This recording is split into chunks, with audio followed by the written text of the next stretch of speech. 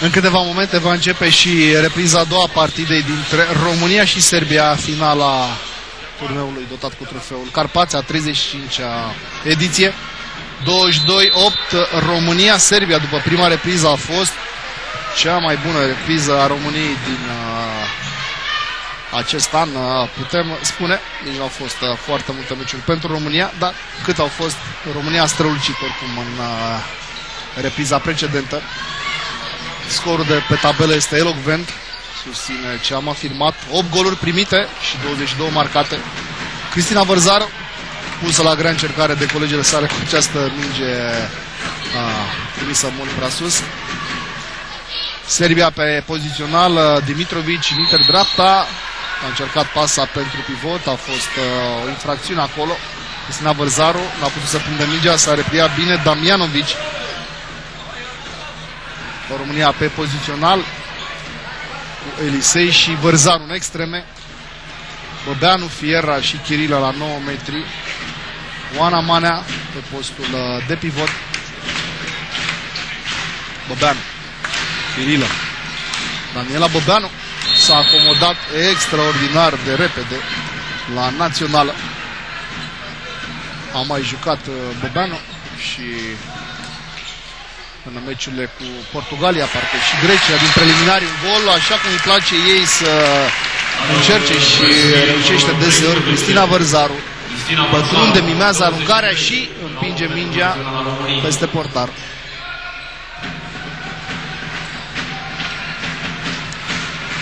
Dimitrovici pentru Damjanovic.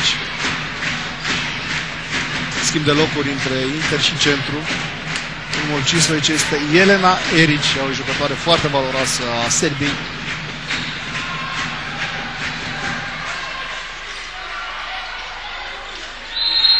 Blocată la brațul de aruncare Damjanovic de către Oana Manea.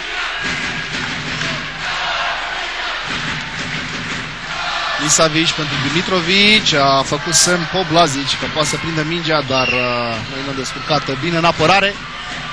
Cristina Vărzaru prinde mingea, o bate și o trimite în poartă. 25-8. Multe goluri pe contraatac România. Foarte bine trimite mingea pe aceste distanțe Talida Tolnai, Elisei, Vărzaru s-au descurcat de minune și Ramona Farcău a fost prima repriză pe extrema dreaptă. Aruncă pe întors Erici, spuneam, o jucătoare valoroasă. Știe cu mingea, cum se spune, ambalistă tehnică. Cât de ușor a întors mingea din încheietură și a trimis-o în poartă. 24-9 de România-Serbia. Înainte acestui meci, Ungaria a învins Macedonia 31-20. A aruncat Adina Meiroșu Fiera. Blocat Kaciarevici. Nu se concentrează îndeajuns ambalistele Serbiei pe acest pozițional. Spuneam, în paralel cu trofeul Carpați, un alt turneu tare în Germania. Germania, Norvegia, Spania și Suedia. Toate cele 4 echipe calificate la mondiale. Ne putem întâlni la mondiale cât mai repede între aceste 3 echipe cu Suedia.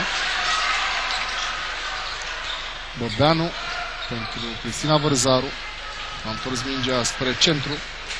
Băbeanu se duce în interstânga.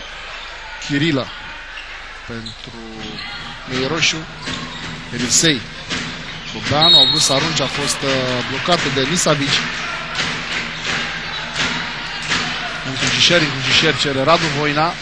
Ritmul mult mai rapid, da, și pătrunde cu gol Fiera. Nu mai accelerat ambalista României pe acest debut de repriză secundă. A aruncat din nou după extremă Nisavici. A înscris 2 goluri în prima repriză. Unul pe scurt și unul pe partea deschisă în stânga. Vukovici pentru Dimitrovici, din nou Vukovici. Cârpeț. Se apără bine Elisei. Pasă de pe partea pe cealaltă la Nisovici și bine că n-a lovit în față pe Talida Tolnai. O minge între piept și gât la Talida Tolnai. Talida Tolnai, vedeta României în această partidă. Prima repriză a apărat 9 mingi. A avut o evoluție extraordinară și datorită ei România s-a deschis clar pe tabelă. Fiera. Elisei pătrunde, a încercat să arunce pe lung, a blocat Kaciarevici. Dimitrovici s-a înălțat foarte bine, dar n-a aruncat mingea. A făcut un Zăvucovici, a scrie în sfârșit Serbia golul cu numărul 10. Se scrie și în dreptul Serbiei cu 2 cifre pe tabela de marcaj. 15 goluri are România peste Serbia. Și România dă senzația că nu mai forțează în această a doua parte a jocului. Cu siguranță Radu Voina va mai face ceva schimbări. Danu și Cristina Vărzaru a intrat în primei reprize în locul lui Farcău și Nicoi Brădeanu. Oana Manea, blocată Oana Manea. Se bate așa cum nu mai știe să o facă. Antrenorii sârbi au cerut faul prin atac la această fază.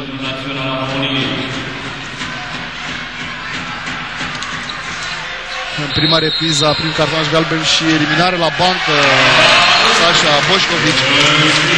O aruncare cu efect din cădere, Oana Chirilă. 26 la Segere. Da, superb. Bine că fructificând și aruncările de la 7 metri contează foarte mult pentru moralul handbalistelor. Meciurile oficiale sunt foarte importante, mai ales când joci cu acele echipe trebuie să sunt apropiate din punct de vedere valoric. Ne gândim la Brazilia și Franța. Vom întâlni aceste echipe la mondiale în ordinea respectivă. Da, a scris și Serbia după un joc bun la pivot. Mai întâi vom întâlni echipele mai slabe din grupă, Tunisia, Cuba, Japonia, nu neapărat în această ordine. Apoi vine Brazilia pe ultimul meci și Franța. Batem Brazilia și Franța și terminăm locul 1 în grupă. Vom juca cu locul 4 din grupa D. Probabil Argentina ar fi acolo. Gol pentru Serbia de pe extrema stângă. A marcat Bartosici, numărul 88. Și apoi vor începe calculele pentru România. Ne vom încrucișa cu echipele de pe partea opusă de pe tabloul din stânga, cum se spune, grupele A și B. România este în grupa C la mondială, mai întâi se încrucișează cu o echipă din grupa D și apoi vin meciurile eliminatorii. Cristina Vărzaru a încercat pasa la pivot, Damjanovici a trimis mingea în corner, repunând de la colț pentru România. Numai cuvinte de laudă a avut Cristina Vărzaru, capitanul României, ieri la săptămâna de handbal pentru tinere handbaliste din lotul României. Băbeanu, Buceschi, Gogoriță, Denisa Dedu și Carmen Cartaș. Lotul României are 19 jucători acum. Lipsește și Patricia Vizitiu, după cum știți, accidentat la față. A fost partnasul în ultimul meci din ligă. Reportarul celor de la Iceaco. N-a fost ceva intenționat. Din păcate, Patricia Vizitiu nu va putea juca la mondiale. Doctorul i-a recomandat o pauză totală de 45 de zile. Federația Internațională nu îi permite să joace cu mască pe figură în Brazilia și din acest motiv Vizitiu nu va merge la mondiale. Contraatac, Serbia a scris Bartosici. Și din acest lot de 19 jucătoare, Radu Voina și Luța Huțpandinu vor alege 18 handbaliste. Deci va pica una singură. Suporterii și oamenii care au mai fost pe lângă națională, cred că se va alege cea care rămâne acasă între Gogoriță, Carmen Cartaș și Eliza Buceschi. Gogorița a jucat cel mai puțin dintre aceste 3 jucătoare la Trofeul Carpați. În acest meci niciuna dintre cele 3 jucătoare mai sus menționate nu a evoluat. Au jucat însă cu Ungaria și Macedonia. Oana Manea nemulțumită că este faultată tot timpul. 9 metri. Băbeanu, a intrat și Carmena Mariei. Pasă bună pentru Oana Manea. Vine golul sub transversală. Foarte bună pasă decisivă de la Mariei.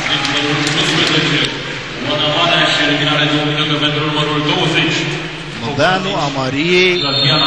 Pasă super coordonator de joc a Mariei. Ce înseamnă experiența. Pasa decisivă vine cu multă lejeritate.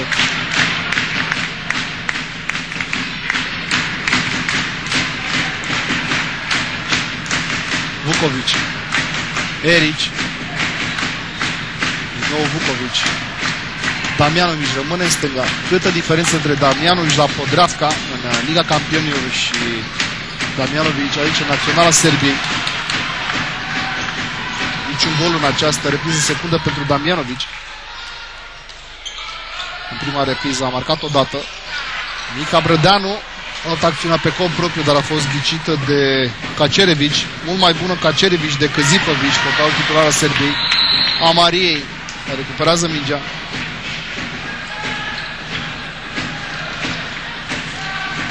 Intră și serboaica României, Tereza Tamaș-Pizlaru, în locul Taiei Tolnai. Tolnai aplaudată de 1800 de suporteri aici în sala sport din turnul Severin. Tereza Tamaș-Pizlaru cunoaște multe jucătoare din Naționala Serbiei, deoarece cu majoritatea dintre ele este colegă la Zaječar, campioana Serbiei. Contraatac, Bartosic pe extrema stângă, mingea lovit-o în picior.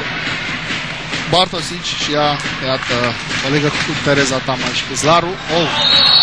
La Zaječar, Buceschi s-a lovit de adversar așa, cârpeț. Eliza Buceschi nu face faza de apărare, în locul său intră Mihaela Tivadar. O aveți în imagine pe bancă, era pe al doilea rând în training Oana Gogoriță. Nici nu este dezechipată pentru această întâlnire.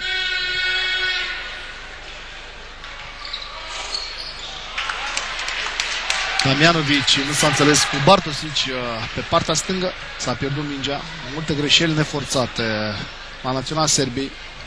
România a greșit foarte puțin în această partidă, aproape insesizabil față de alte întâlniri. Iată, se retușează jocul, se elimină greșelile din mers și putem să visăm la ceva frumos pentru campionatul mondial. Amariei cu pătrunderea sa preferată din interdreapta, faultată și a scos 7 metri.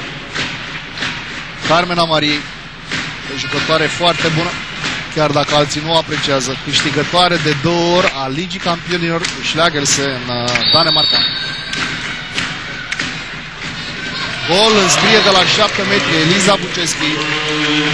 Eliza Buceschi, primul gol pentru ea în această partidă. Nici nu a jucat în prima repriză. Eliza Buceschi, 2 goluri și în meciul cu Macedonia. După ce ratase 2 aruncări de la 7 metri meciul cu Ungaria. Până la urmă și-a revenit încet. Vă dați seama, la 18 ani să joci în naționala țării tale. Cam tremură echipamentul pe tine, cum se spune. Brădeanu. Oana Manea, Nechita, vine golul de pe dreapta, Ada Nechita. Avem super jucătoare pe partea dreaptă. Parcău, Vărzaru, Ada Nechita. Foarte greu să te decizi pe cine să bagi în echipă aceste 3 jucătoare. Ada Nechita a prins din prima lotul pentru europene anul trecut, dar ghinionul Cristinei Vărzaru a fost șansa Adei Nechita. S-a accidentat, dacă vă aduceți înainte, Cristina Vărzaru. Nechita a fost chemată de acasă și a făcut un turneu extraordinar. De această dată lovește în picior pe Kacerevic. 2 minute eliminată și Poblazic, probabil de la faza precedentă când s-a dat drumul la contraatac. Iată momentul. Probabil a faultat după ce s-a dat drumul la minge. Eu cred că suntem prea exigenți cu jucătoarele Serbiei. Trebuie lăsat jocul puțin mai liber. Suntem și gazde. Scorul nu este nicio problemă pe tabelă și ca să fie fericită toată lumea, n-ar trebui să îi mai șicanăm pe sârbi cu aceste decizii, chiar dacă ele sunt corecte. Damjanovic aruncă din cădere, scoate Tereza Tamaș Păslaru. Extraordinară și parada Terezei Tamaș Păslaru. Poate a fost bine, poate nu. Tereza Tamaș Păslaru a plecat în Serbia la Zaječar. Probabil pentru ea a fost bine din punct de vedere sportiv, că joacă mult mai mult în Serbia la Zaječar. Este titular. La Olchim trebuia să-și împartă postul cu buna sa prietenă Talida Tolnai. Îl scrie și Dujanca Chinteoan pentru România. Amariei din nou cu pasa decisivă. Pentru a treia oară în această repriză, Carmen Amariei cu o pasă dată cum numai jucătoarele de geniu știu să realizeze. Vukovic a aruncat acum Dimitrovic. Suntem în superioritate, încă 15 minute din această partidă. România are 17 goluri peste Serbia. Cârpeț. Damjanovic, Dimitrovic, pivotul este faultat și este și eliminare la noi. Da, 7 metri și eliminare. Aruncare de la 7 metri pentru Serbia și eliminare 2 minute pentru numărul 4 de la naționala noastră, Sorina Chicvan. Se pregătește aruncă pentru Serbia, numărul 11. A intrat și Iulia Pușcașu Cura, extrema stângă la România, numărul 19.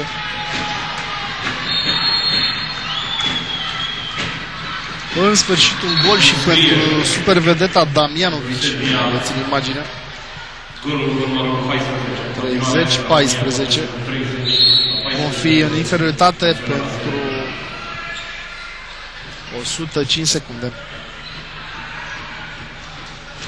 Brădeanu în inter stânga, Buceschi în centru, Amariei în dreapta, Curea în stânga, Nechita pe dreapta. A aruncat pe lângă poartă Ada Nechita, dar a plutit frumos, o detentă impresionantă.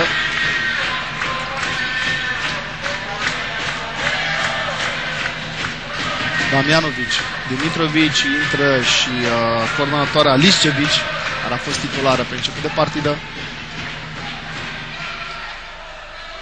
Liscevic, Dimitrovic, să dăm inferioritate. Moment bun pentru România ca să mai lupte și în apărare. Curea, Dimitrovic pentru Poblazic, Amariei a fost adevărat apără în semicerc și eliminare la Amariei. Rămânem și noi în 4 jucătoare, așa cum a fost Serbia în prima repriză. Acestea sunt momentele cele mai dificile pentru România la această turnă.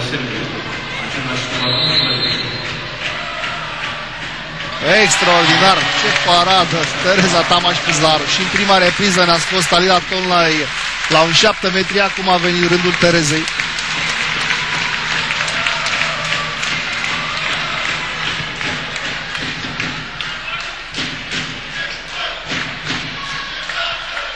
Brădeanu, Buceschi, Mica Brădeanu, din nou Buceschi, Curea,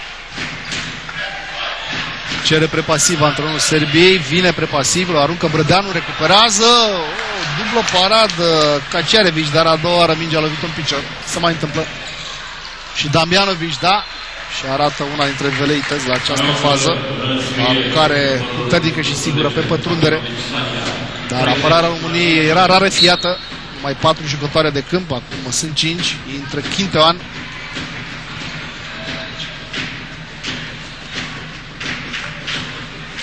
Buceschi, Ada Nechita, Chinteoan, Brădeanu, Eliza Buceschi, Chinteoan se duce pe pivot, se face culor pentru Inter, semicerc, a călcat Iulia Curea. Jucăm și la spectacol pentru suporte. Extraordinar, Bartosic a călcat și ea semicercul. A fost o fază foarte frumoasă de la Damjanovic. Iată momentul. Nu prea a fost căzut în semicerc. A piciorul stâng a bătut lumina, cum se spune. La fotbal fanta de lumină. Cred că nu a văzut prea bine cine trebuie. A fost semicerc, da? 30-15, minutul 49. Multe schimbări la România. Intră din nou Tivadar pe apărare. Se caută formule ideale și atunci când nu poți să te bazezi pe titulare. Intră și Amariei. Joacă din nou 7 contra 7. Lișevici. Damjanovic. Așteaptă Dimitrovic. Jucătoarea Serbiei care a evoluat toate minutele în această partidă. Foarte bine Amariei pe recuperare. Tivadar pentru colega sa Chinteoan. Vine golul României. Florina Chinteoan de la Ujoi două jucătoare de la Cluj Națională, după cum bine știți. Mihaela Tivadar și Florina Chinteoan. Grosul îl dă Olchimul. Apoi vine și Viborg cu Cristina Vărzaru. Baia Mare cu Eliza Bucescu. Carmen Cartaș de la Cetate Deva Trans Deva.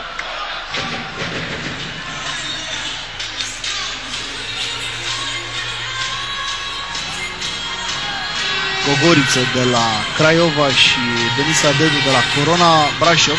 Dacă nu mai avem jucătoare aproape, numai de la Olchim, cum eram obișnuit, 11-12 jucătoare. Să nu uităm Tereza Tamaș Păzlaru de la Zdajicar din Serbia.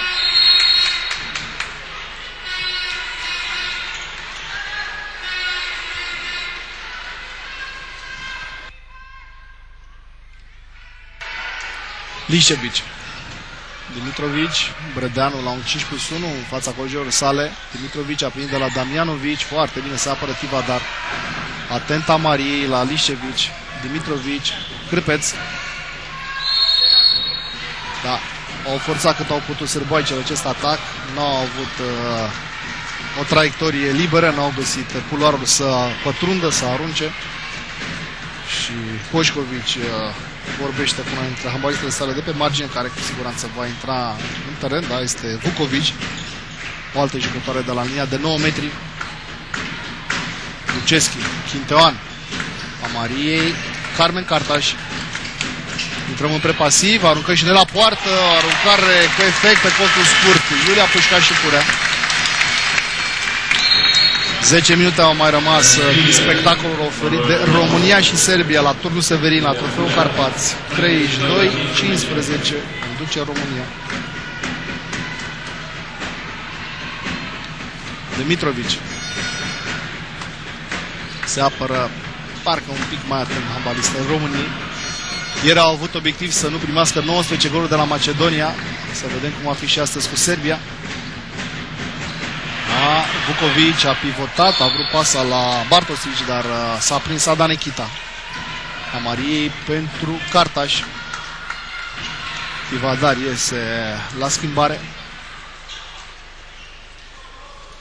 Intră din nou tânăra Eliza Bucescu în centru. La 18 ani să coordonezi naționala României la seniori e ceva. Curea. Cartaș pentru Nechita, vine Amariei, a vrut să dea pasă la pivot, a fost tamponată Carmen 9 metri. Cartaș, Luceschi. Da, s-a dus Cartaș pe aruncare, pătrundere, acum și Buceschi a apărat Kaciarevici, mult mai bună Kaciarevici decât Zicovici. A fost decât rezervă aceasta Kaciarevici. Apare și Tereza Tamaș, recuperează Cârpeț. Scoate incredibil Tereza Tamaș Pizlaru.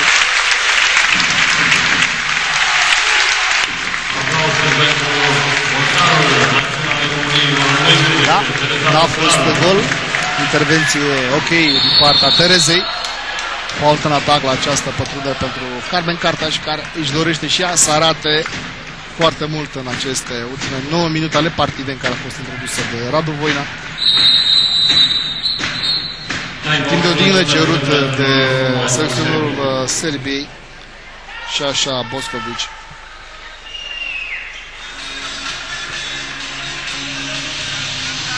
Săptămâna viitoare vom avea din nou handbal pe DigiSport, așa cum v-am obișnuit. Joi de la ora 20 avem Velux Champions League. HM Constanța întâlnește Metalul Skopje. Iar sâmbătă un alt meci de Cupă Europeană de la ora 12 la Reșița. HC Cara Severin întâlnește Spartak Varna în optimile acestei competiții.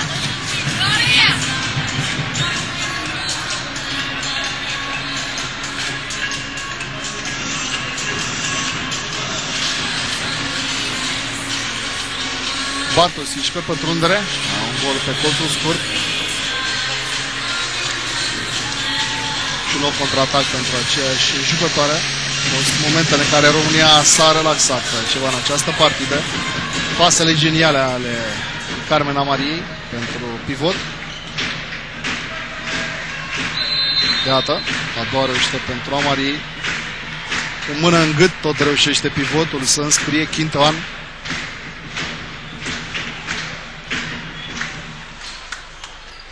S-a reluat jocul încă 8 minute din această partidă, dominată fără probleme de România. Dimitrovic, Vukovic, Damjanovic, a dat pasa târziu la Bartosic.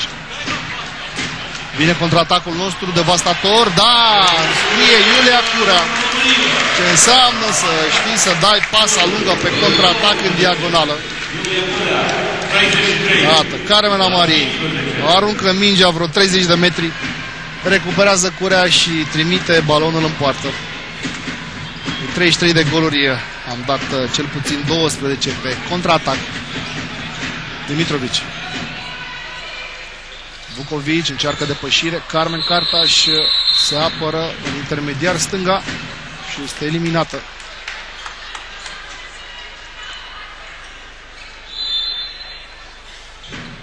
Venise și Curea să o ajute pe colega sa. Damjanovic. Dimitrovic. Pasă pentru Bartosic. Nu i-a ieșit bolta. Parcă ar fi tras-o de picioare pe Bartosic, cineva acolo, o fantomă. Ați văzut, s-a uitat în spate. N-a reușit să mai împingă mingea. S-a coordonat. Iată momentul. Intră și mezina formației, primită cu multă simpatie aici la Turnul Severin. Denisa Dedu, 17 ani neîmplinit, joacă la Corona Brașov. Este al doilea portar al Brașovului după experimentata Stâncuța Guiu, ambalistă de 36 de ani. Damjanovic, foarte bine Amariei în apărare, a recuperat însă Vukovic. Ieri a evoluat Denisa Dedu pe sfârșitul primei reprize și a scos vreo 7 mici în meciuri cu Macedonia. A fost senzația partidei. Surpriza României la acest turneu. Amariei, cât de atentă este, de această dată n-a mai avut șansă să plece cu tot cu minge pe contraatac. Rămâne extrema liberă. Apără Denisa Dedu.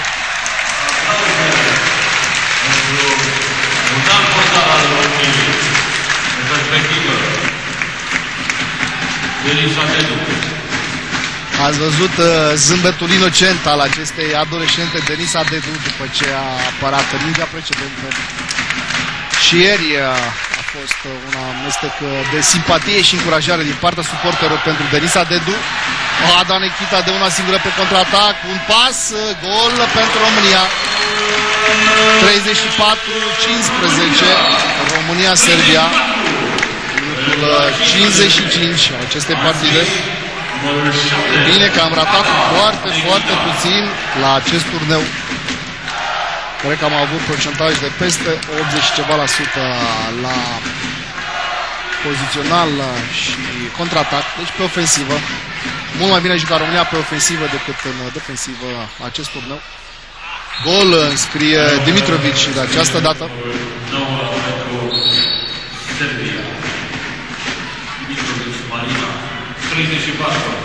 Un portar despre care Marina Târcă, antrenarea sa de la Brașov, are numai cuvinte de laudă. Se antrenează, se pregătește extraordinar de fiecare dată, în fiecare zi, și are o bucurie a jocului pe care o vedeți și noastră. Carmen Amariei din nou pasă fără să privească coechipiera. Ada Nechita a fost faultată 9 metri. Ambalistele României par să-și făcut temele pentru campionatul mondial. Vrea și Carmen să înscrie de la șol, dar apără de această dată Zivkovic, neintrată pe teren.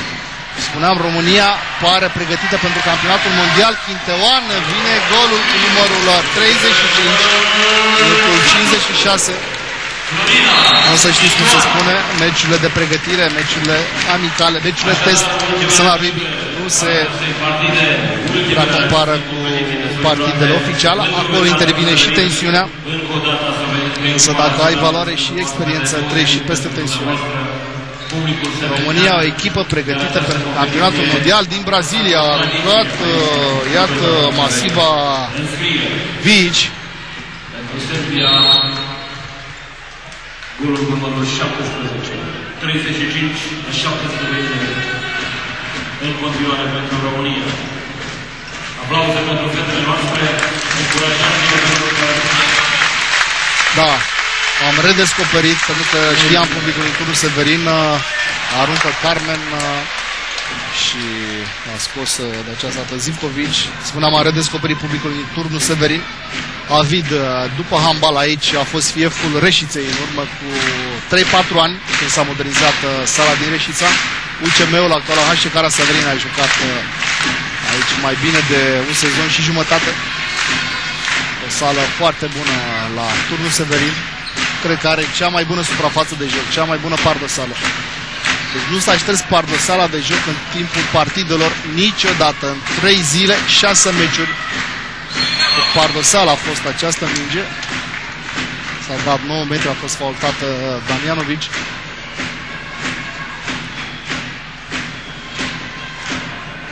Doi pivoți buni pentru Serbia, Vici și Poblazic.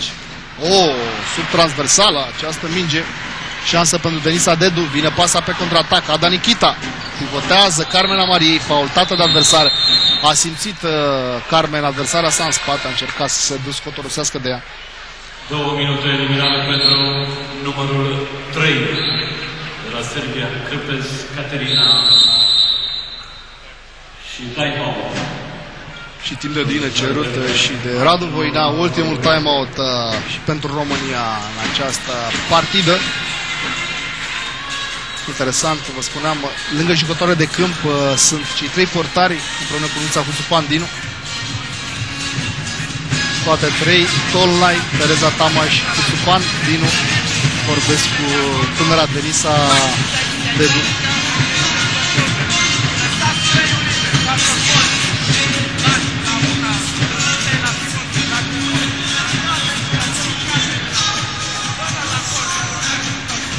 Mulțumită handbalistele lui Radu Voina.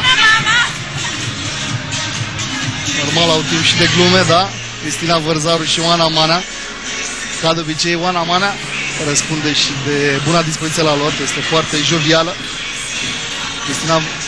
Cristina Vărzaru a venit și ea cu mentalitatea din vest, din Danemarca și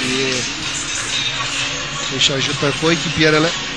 Atmosfera este ok la lotul național. Să vină și rezultatele oficiale de la mondiale. Un mondial care favorită la titlu este Rusia, în opinia specialiștilor. Mama Rusia.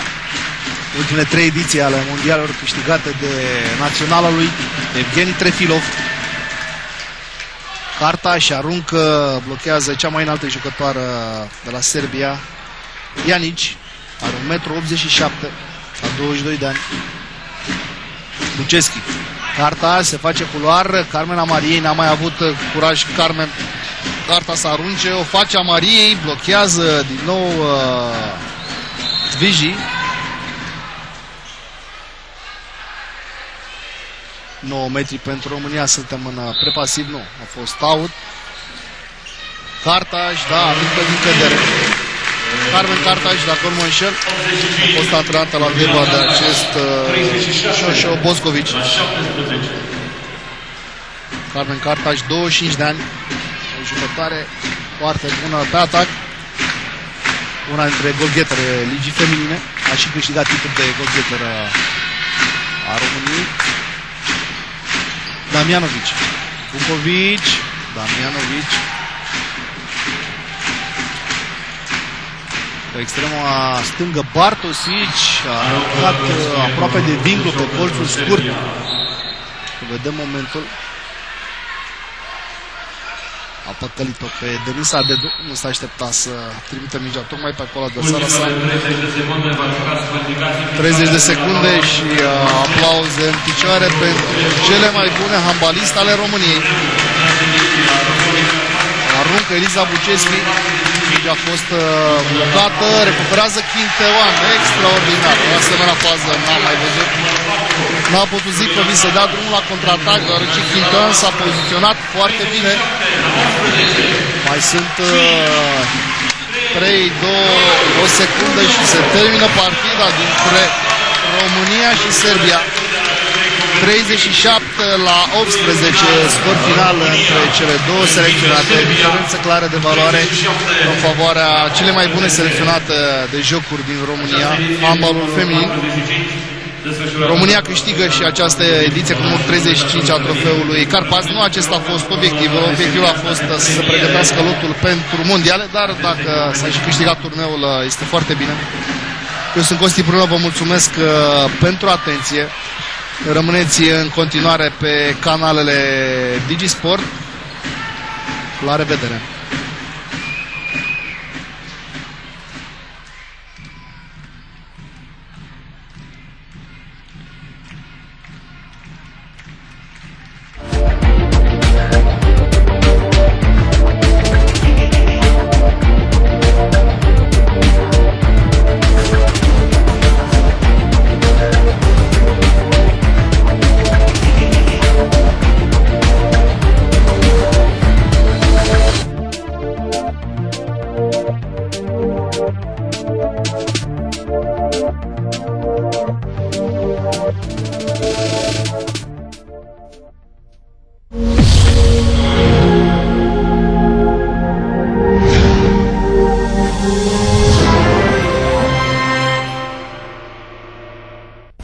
Stelele handbalului mondial sunt aici. Ne măsurăm forțele cu cele mai bune echipe din Europa în cea mai tare competiție intercluburi. Liga Campionilor este la DigiSport. Campionii de la HCM Constanța dau lupte grele în grupele ligii pentru gloria europeană. Joi, constanțenii se iau la trântă cu campioana Macedoniei. HCM Constanța, HC Metalurg este în direct la DigiSport 2 de la ora 20. Handbalul este aici. DigiSport, spectacolul campionilor. Tenisul e aici. Cele mai tari turnee sunt la DigiSport. Așii tenisului servesc cel mai bun tenis de pe pământ în direct la DigiSport 2 în turneul campionilor de la Londra. Îți aducem crema tenisului mondial într-un turneu de milioane, 5,5 milioane de euro. Luni intră în arenă singurul român care ia parte la ultima bătălie a acestui an din tenisul mondial. Horia Tecău și Robert Lindstedt se bat pentru supremația la dublu.